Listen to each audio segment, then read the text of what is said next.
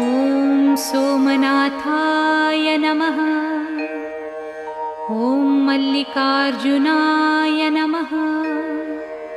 ॐ महाकालेश्वराय नमः।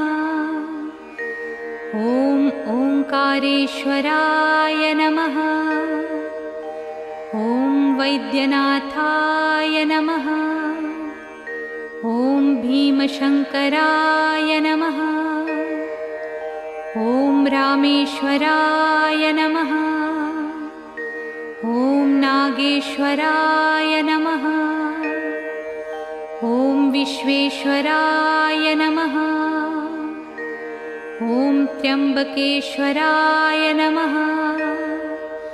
ॐ केदारेश्वराय नमः।